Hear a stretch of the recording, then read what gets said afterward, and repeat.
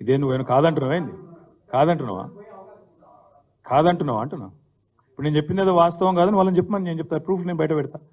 పొంగులేటి కలిసిన చెప్పాను బయటకు వచ్చి. నేను ఆరోపించి 6 వారాలైందా, ఎక్కువైందా? ఈయన రహస్యంగా సమావేశమైండు ప్రెసిడెన్షియల్ సూట్ కోహినూరులో అని. కలవలేదని చెప్పమని చూస్తా. చెప్పిండా ఇప్పటివరకు? నేను మధ్యలో మస్తుగా మాట్లాడుతున్నా ప్రెస్లు ఈ బాంబు ఆ బాంబు అని. ఎడవాయ మరి బాంబుల శాఖ మంత్రి. నేను ఇంకోటి అడుగుతున్నా బ్రదర్, స్పష్టంగా అడుగుతున్నా. ఎక్కడన్నా ఒక ఈడీ రైడ్ అయితే వెంటనే బయటకు వచ్చి అర్జెంటుగా ప్రెస్ రిలీజ్లు వస్తాయి, లీకులు వస్తాయి, ట్వీట్లు వస్తాయి ఈడీ నుంచి. 6 వారాలు అయిపోయాయి. ఒక్క బీజేపీ వాడు మాట్లాడాడు, కాంగ్రెస్ వాడు మాట్లాడాడు, ఈడీ మాట్లాడదు, విలేకరులు అడగారు. ఏమైతుంది మరి దేశంలో? అందరూ మొత్తం ఎవరు మాట్లాడరా? శ్మశాన నిశ్శబ్దమా? ఇక మేము కూడా మాట్లాడద్దా ఏంది? బరాబర్ మాట్లాడతాం.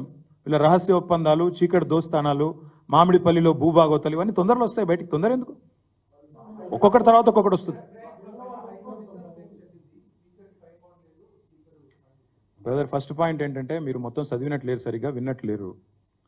మొన్నటిదాకా ప్రభుత్వం ఏం వాదించింది? అసెంబ్లీ సెక్రటరీ గారు, స్పీకర్ గారు ఏం వాదించారు? కోర్టుకు అధికారం లేదు అన్నారు. స్పీకర్ను ఆదేశించే అధికారం కోర్టుకు లేదన్నారు. వాళ్ళ కోర్టు ఏం చెప్పింది? ఖచ్చితంగా స్పీకర్ గారు నిర్ణయం తీసుకోవాలా అని చెప్పింది. రీజనబుల్ పీరియడ్లో తీసుకోమని చెప్పింది. Reasonable period is also defined. మీరు దయచేసి కొద్ది స్టడీ చేయండి, అధ్యయనం చేయండి. Reasonable period already supreme court covered judgement ఉంది, 3 నెలల లోపల తీసుకోవాలా అని. నిన్నటిదాకా ప్రభుత్వం చేసిన వాదన, స్పీకర్ చేసిన వాదన ఏంది? మీకు నన్ను శాసించే అధికారం లేదు అని చెప్పారు.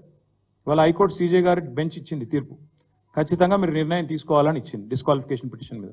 రెండవది రీజనబుల్ పీరియడ్లో తీసుకోమన్నారు. రీజనబుల్ పీరియడ్ అంటే సుప్రీంకోర్టులో కవర్డ్ జడ్జిమెంట్ ఉంది. మణిపూరా మేఘాలయనా? మణిపూర్ మేఘాచంద్ర ఆయన పేరు ఉంది కదా, ఆయన మేఘం కేశాచంద్ర. ఆ కేసులో 3 నెలల లోపల ఖచ్చితంగా స్పీకర్ గారు నిర్ణయం తీసుకోవాలని కవర్డ్ జడ్జిమెంట్ ఉంది. కాబట్టి ఒకవేళ స్పీకర్ గారు నేను నిర్ణయం తీసుకోకుండా కాలయాపన చేస్తాను ఇంకా కూడా అనుకుంటే తప్పకుండా మళ్ళీ కోర్టుకు పోతాం. కాబట్టి ఒకవేళ స్పీకర్ గారు నేను నిర్ణయం తీసుకోకుండా కాలయాపన చేస్తాను ఇంకా కూడా అనుకుంటే తప్పకుండా మళ్ళీ కోర్టుకు పోతాం. ఆయన ఏదో పిచ్చివాగుడు వాగుతుంటాడు. ముందు నా ప్రశ్నలకు సమాధానం చెప్పమని. ఆయన వాగుడుకు ఇప్పుడు ఏనుగులు పోతుంటే చాలా మంది మరుగుతుంటారు, మేము పట్టించుకోం.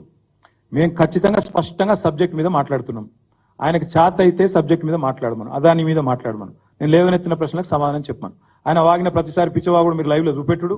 ఇవాళ రేపు ఆయన మాట్లాడుతుంటే పిల్లల్ని ఎలగొడుతున్నారు, టీవీలో ముంగటికెళ్ళి చెవులు మూస్తుర్రు. ఇదేం